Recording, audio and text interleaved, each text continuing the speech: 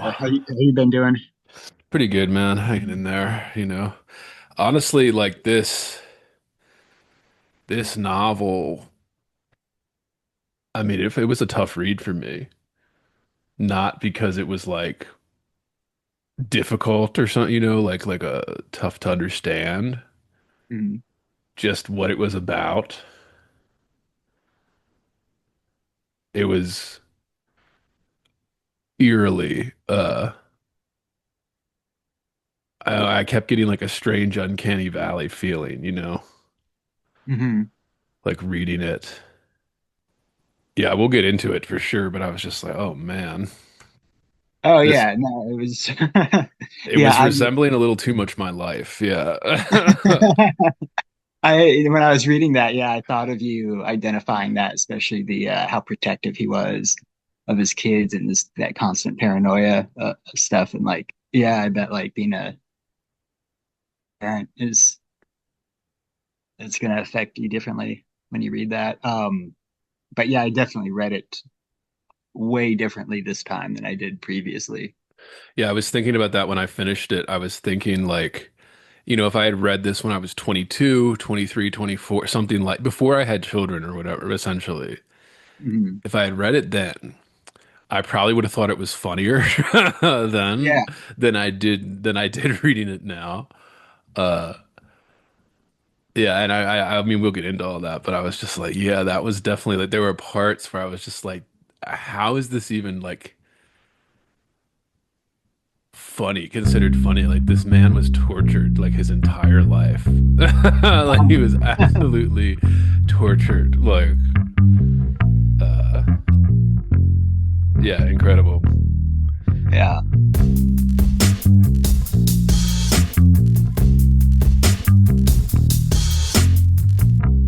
Heavy, Bored. heavy, I am heavy, heavy, heavy. Bored. I may say that the male is entirely hostile. No! You know, resources, life with friends is boring. We must not say so. But I guess let's get into it then, man. Yeah, we're already starting here with everything. This is another episode of Heavy Board, and we are joined again by friend of the pod, friend in real life, Eric, we're continuing the summer of Irving here, as we said on the last episode here, and today we're here to discuss The World According to Garp by John Irving, uh, as well as the film adaptation. Welcome back, Eric. Yeah. No, thanks for having me. Yeah, it's summer of Irving, soon to be the Indian summer of Irving. Yeah, so technically we have till the fall equinox, I guess. So we'll try and Yeah, cram. it's summer pretty much here till yeah, through till October really. But yeah, we have this The World According to Garp. And this, would you say this is Irving's most famous novel? Uh until Cider House Rules because that Yeah. movie, you know. But yeah, I'd say like when I first saw the movie, I remember like, you know, my mom telling me like, oh yeah, you know, John Irving's a like very famous novelist. And like I remember like this is the one that people always talked about until yeah, Cider House Rules came out. Yeah, that's interesting too. And then Cider House Rules is next, listeners. That's what we're going to be getting into after this. Yeah. And that's a fat book. I got it sitting here too. That's a big fat one. Even Mhm. fatter than Owen Meany. Uh, but yeah, that we'll get into that. But yeah, this one is yeah, I think maybe before Cider House Rules it was. Yeah, I guess this was the one. This was his breakout novel, right? This was the Mhm. one that made John Irving a household name, and he even writes about it. And like we're getting into this too with the kind of the 40th anniversary edition that we have here. This was his big break, and he says this is what allowed him to like write for a living, essentially. Like all his novels before this, all his stories and whatever, he couldn't do it for a living. He was still teaching college and things like that. And then this one is the one that sold enough and then sold the movie rights and stuff so that he didn't have to, work anymore. He could write full time. which Yeah. is telling. I mean, the fact that this book came out in 1978. And I guess we didn't even start. We kind of talked about our history with Irving himself last time, but your history with this book, Eric. I mean, I remember you saying this was the first Irving you read. I think you said that last episode. Yeah. So when did you read this first? Like, because this is a reread for you and a first read for me, so that's going to make it a little interesting too. Yeah. Yeah, I probably was like late 20s when I read it. So, yeah, it was kind of when I was in graduate school. That was my first experience with it. And back then, I just, I had seen the movie before, and I remember the movie had like more of a lighthearted comedic feel. And Yeah. I think when I was reading the book, I kind of just was like, oh yeah, this is a comedy about, he always has like weird, like quirky characters, which is sometimes be annoying, but like, it is there for like levity, I thought at the time. And now when I'm reading it, it's like, oh no, this is a lot darker and heavier uh, than I really thought. I have an entirely different interpretation of it now than I did back then. That's interesting too, because as I mean, I was just telling Eric this before we even started, listeners, about like I was thinking as I finished this book, like, and I was just like, kind of reflecting on it, preparing for this episode. I was thinking, man, I would probably think this was funnier, like less dark, if I was like, yeah, in my 20s reading it for the first time, as opposed to where I am now. And yeah, there's I get the need again, the listeners know this, then Eric knows this. The next question is always how to read. Like this kind of there was a darkness to this. Like there was a looming like darkness over you when you're reading this. At least I felt that. Like Mhm. I don't know if it Yeah. got that from the book. I mean, yeah, what how did you feel when it was reading in that way? You said you Um, noticed something a little bit more darker, not as kind of lighthearted comedy as like a younger 20 something would read it. I mean, I don't know. What did you notice anything like that or yeah, I mean, I guess when I first read it, it was like I thought, oh, it's about this man who is like very supportive of feminism. And that was kind of like my read throughout the whole thing. And now I just read it as, oh, here's this guy who's the victim the entire time of feminism, the world around him. And that's what made it so dark. It was like, oh, this is a tragic figure, a not like heroic or comedic. It's very Garp is very tragic. yeah, that's what I kept getting from it too.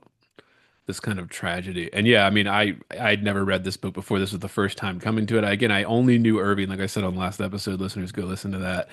I only knew Irving through reputation. I really never read his stuff. I had seen some of the big movies, Cider House Rules and all, Simon Birch and all that, but not never really read it. So this was, and it's so different from Owen Meany in a way, like it's so different from that.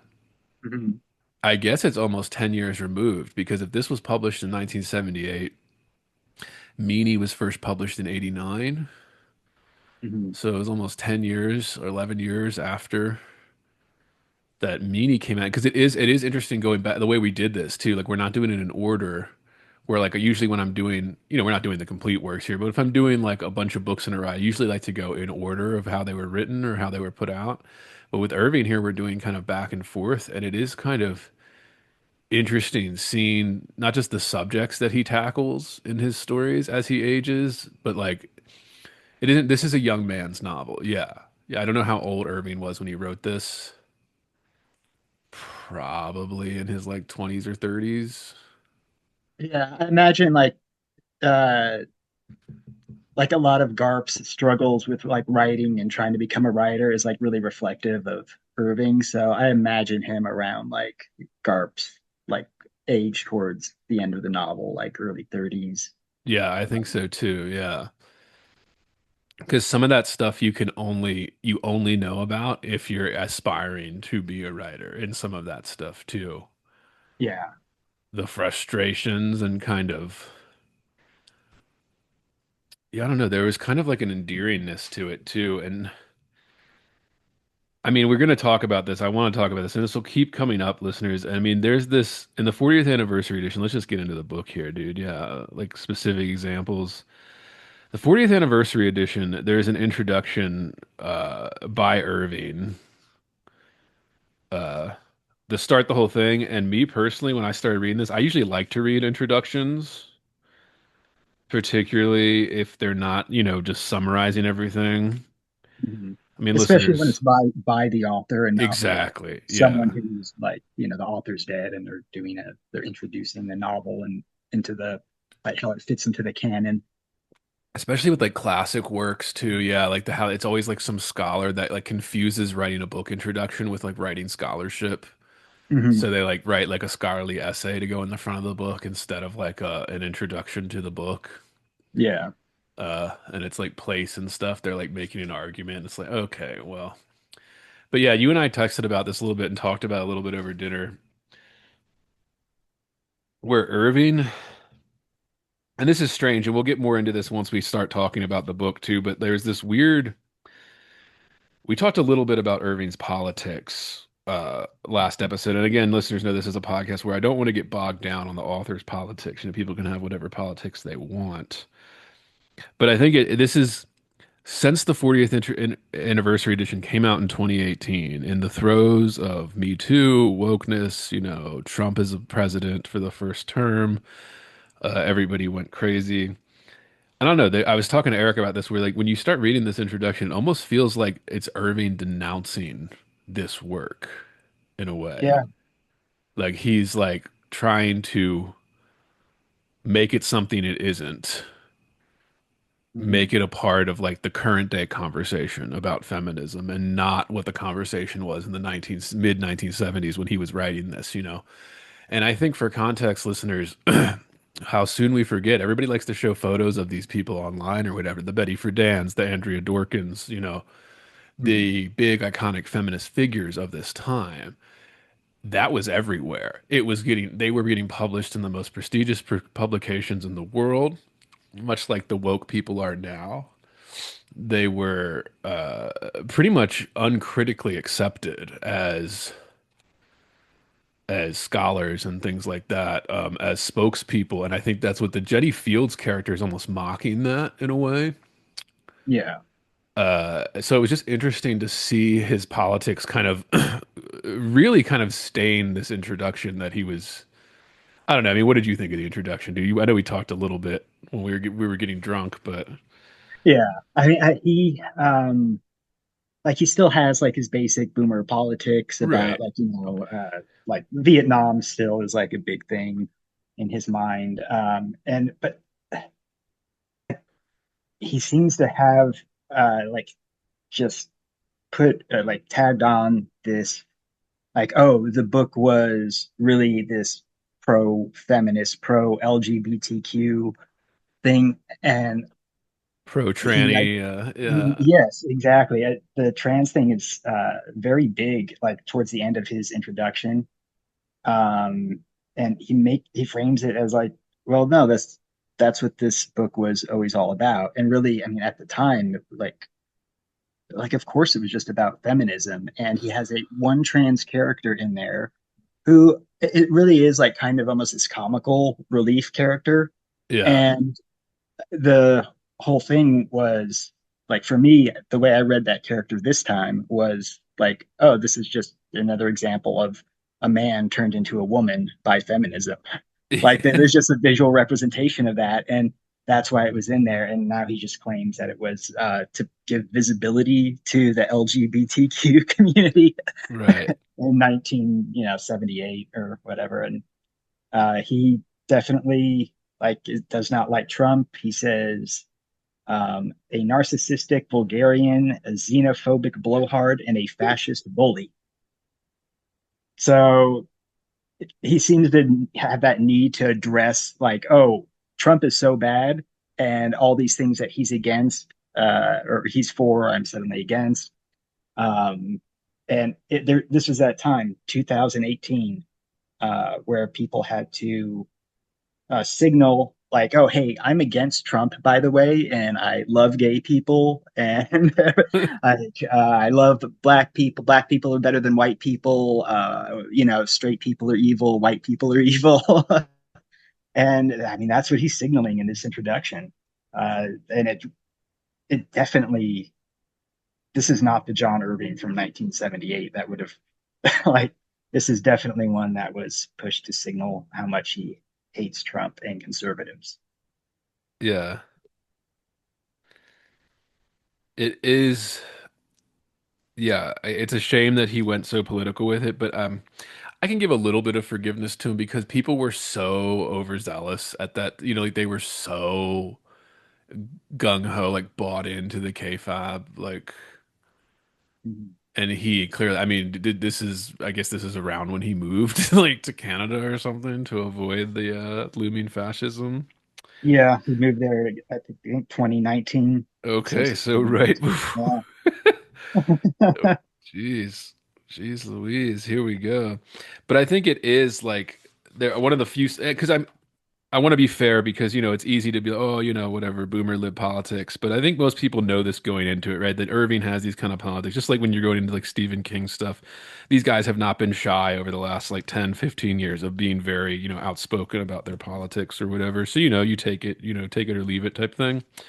But one thing he does say in the introduction I thought is interesting, kind of towards the end where he says, it is a novel about being careful and about that not being enough. And one, I wonder if it's a novel about being careful, but I think that might be the most like summarizing thing about this because I kept trying to do this. I kept thinking, what is this novel about? Mhm. Like I kept asking myself that question reading this, and it was interesting because it was such a page turner for me. I like couldn't put it down. Like I was kind of hypnotized it. I was kind of disgusted by it in various ways, but then also like I was like, what the hell is this even about? Like I was like, well, yeah, how would you summarize this novel? So I think Irving's attempt here is just something, yeah, it is a novel about being careful and about that not being enough. Which maybe I think the novel that's almost oversimplifying the novel too, because maybe it's so complex that it's hard to point out. I don't know. I don't He says know. the very last line of his introduction is it's true that the world according to Garp is a protest novel. Yeah. Yet when I was writing it, I never imagined I'd still be protesting 40 years later. I did not view it at all as a protest novel, really. Well, not in protest the what he's thinking of or writing of now. Yeah, It's I definitely read it as an anti-feminist novel. yeah, yeah. Like He's that's the only protest. like the feminists are literally depicted as insane. Like Yeah. they're literally depicted as so unhinged and like off the rails that they're like committing acts of like terrorism and assassination and like I don't know how you could say that it's like a protest novel in that regard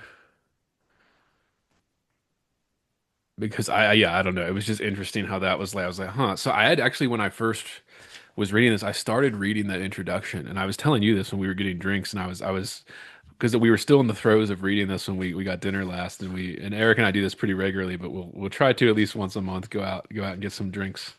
But I remember telling you that I had to stop reading like the introduction, like after like 2 pages, and it's okay. I can't let you ruin this or like put a frame over this already. That like I've never read this before. I don't want it to be framed in these political terms.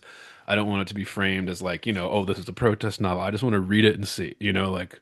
So I had to stop reading it. So I had to go back and reread that introduction when I finished because I was like, all right, we have to talk about it because I'm so tired of the trend, and I know you feel this way too, dude. Where it's just I'm so tired of the trend of authors kind of retconning their older works to fit newer politics, kind of 21st century politics. Like this is a 20th century novel, a mid 20th century novel, really, and he's trying to pretend that it's like fits perfectly into this. And I mean, it does fit perfectly into this world. So it should mean makes it kind of a timeless classic, great American novel. But like the Mhm. politics were different back then. Like, he references Nixon and stuff in 1976 when he's writing this novel. I'm like, yeah, of course. And he's, oh, Nixon never should have been elected. I'm like, okay, like, fine. but like, yeah, I don't know. And then it's interesting how that comes in.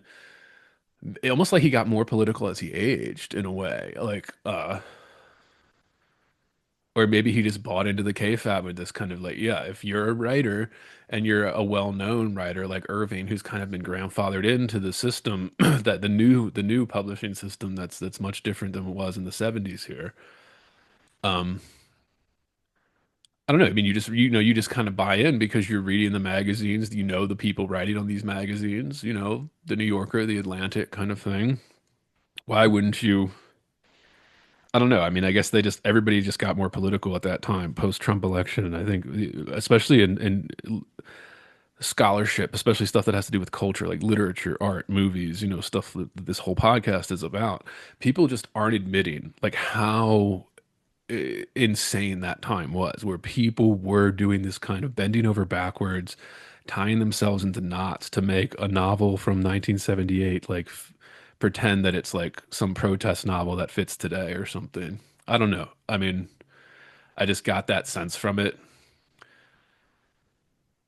And obviously that's something that I've been railing against on like this entire podcast existence. Like kind of stop making things political that aren't explicitly political, even if there's some politics in it. That doesn't mean that's all that's in it. Because I mean there are, right? I mean there is politics in this obviously because okay, again, those figures, Betty Friedan, Andrea Dworkin, these famous feminist figures at the time. Who was the hot one? The girl that was the Playboy bunny waitress. Oh, Gloria Steinem. Gloria Steinem. Yeah, I forgot blanking on her name, but yeah, so people know who we're talking about. And yeah, man, so I don't know. All right, let's get to the next one here as we could go on and on about this introduction here. But I was thinking about like Jenny Fields. Because the first character we meet isn't even Garp. We meet Jenny, his mother, in like the Mhm. 40s, basically, during World War II. Irving likes wars. He likes to frame things around wars, and that makes sense as a novelist. That's like a technique. We can get into technique if we want with that. But we talked about it a little bit last time where you can kind of, and we've talked about it in other episodes too, listeners, where you can frame or use it as a backdrop to a lot of novels or a story because it just adds a texture to it where it's like, oh, what's going on? Oh, nothing's going on. But if you're like, oh, what's going on? World War II. Oh, okay. That like gives us a huge context to work within. Yeah, you can really like get a better sense of the era if a war is going on for some reason. I mean, especially with Irving, it's like he was born probably in during World War II, and the big thing in his life was the Vietnam War, right? These are two Right. like, probably in his 20s, I guess, early 20s when the Like Vietnam most thing. boomers. Yeah. Yes. These are like, my birth and like my the ultimate coming of age era where it was both wars. So that's a good like bookend to where he was at. Yeah. It's, but essentially we get this picture of Jenny Fields as like a total psycho. Like Hmm. within like the first thing, like, okay, kind of normal. She would say she was arrested in Boston in 1942 for wounding a man in a movie theater. And I don't know. I mean, she was born into a wealthy family. So she's this wealthy woman that doesn't have to work. Uh, I guess she was the only girl of many brothers. I don't know. I mean, what do we think of Jenny Fields? What do we make of that as a character? Because there are parts where I think Jenny Fields is great, and then there are parts where I think Jenny Fields is just totally insane and like literally like abusing her son. Hmm. Uh, Yeah, I mean, she's definitely insane. I mean, the first line is like she was arrested for assaulting a man in a movie theater, and it was a soldier. It was like this is right after Pearl Harbor was bombed, and like everyone was like really respectful towards the soldiers who were all men. And I think the guy like makes a pass at her or something, or yeah, she thinks the guy's making a pass. It's something so small, and she just like stabs him. I believe that she stabbed him, right? she like Or- slices his arteries open on his arm, so he's like Uh, bleeding to death. yeah. Because she like got a Um, scalpel in her purse that she keeps. yes, Well, I yeah, just for sure. mean, and then like her nursing uniform that she wears all the time and stuff like that. I'm just, that's something an insane person does. Like, I mean, Like, that's not something a normal like person yeah. does. Yeah. Well, so there's sort of those two sides to her, and I think that nursing side is where what kind of Garp gets his like overcautiousness from and his compassion towards people. Because like, yeah, she wears that outfit because she's proud of the fact that she takes care of people, right? And especially wounded soldiers. So she kind of has like she's kind of a contradictory character in a way. Um, Which makes her it's- interesting. Yeah. yeah, because she's also at the same time has this psychotic element in her, which is like she's just totally sexless. She does not crave sex or men at all. It's not that she's a lesbian. Right. She just doesn't want sex, but she wants a child.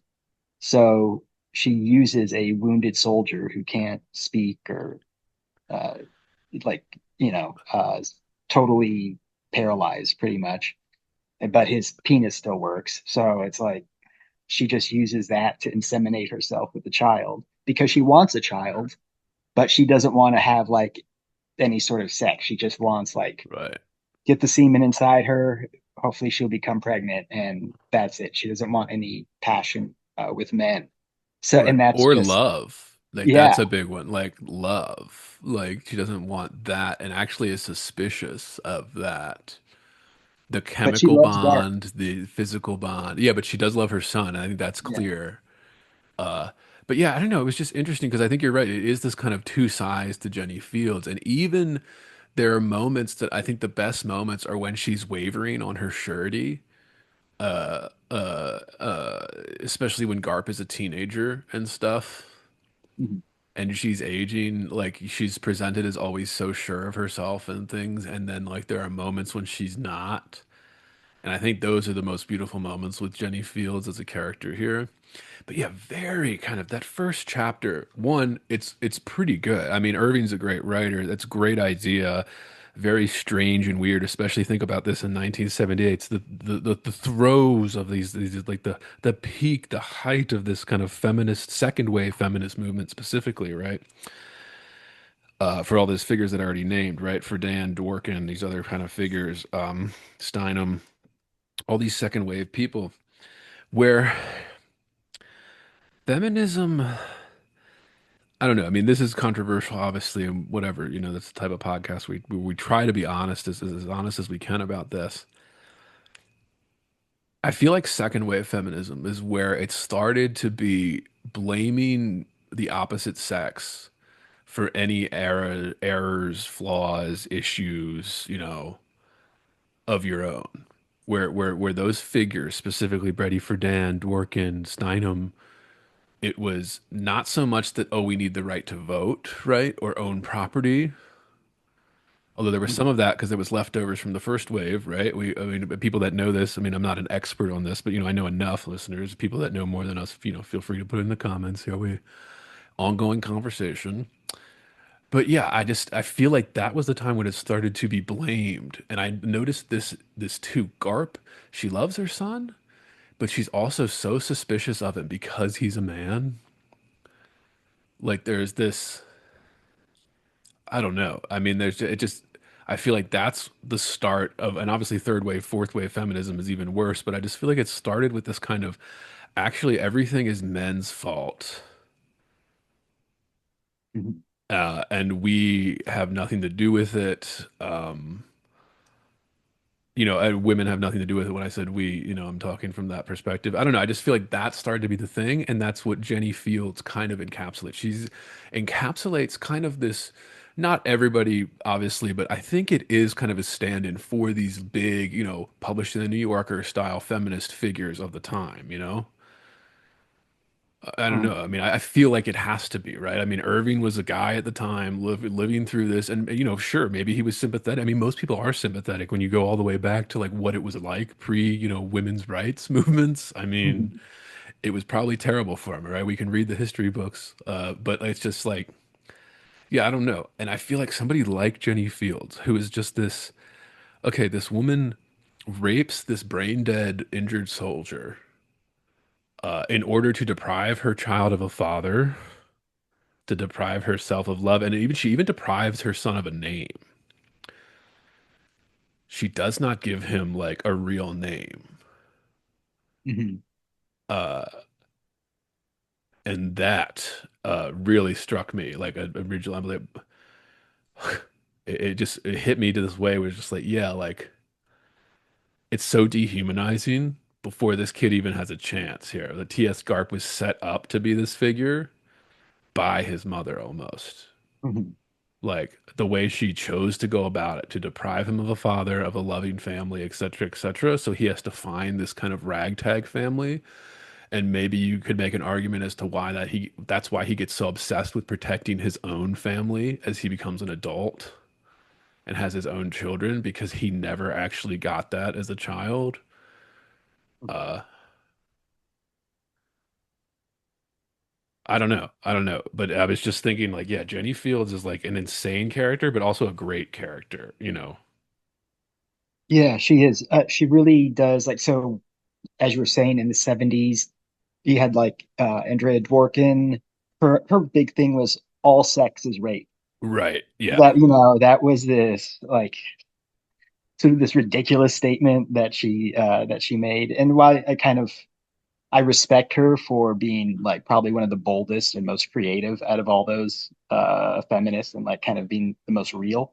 Yeah. Um, She's pretty yeah, raw too. Like was like one of yeah. those like almost a showman, like a barking carnival, like kind of Mhm. willing to say outrageous things.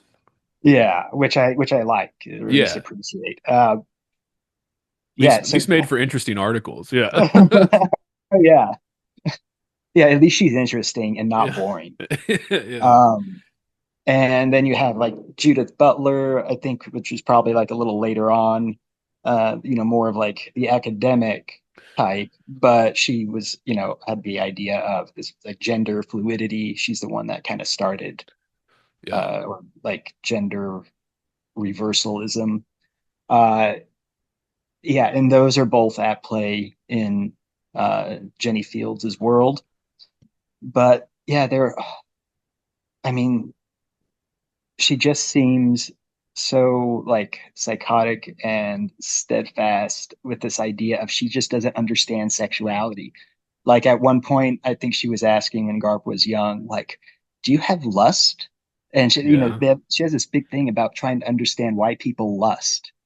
And I mean, to me, that's just like such a human thing to like do and understand, like lust. And it just seems like a robot Yeah. wouldn't, it's the one that would not understand that just basic human emotion. Yeah, exactly. Like only somebody who's like has some type of chemical imbalance doesn't understand that. And I think even in that scene specifically, I think that's when they're in Vienna and they see the prostitutes and Garp's explaining to them. And he's like, a freshly graduated from high school teen. So he's like 18 years old, Hmm. they're going on this trip post graduation with his mother to see the world. And I don't know, this the way Jenny does that too, the way she like offers to buy him a prostitute, like Hmm. it just kind of like almost cruel. Like that's a humiliation thing. Like she was humiliating her son in that Hmm. circumstance, but she had no idea she was doing that. And those are the things like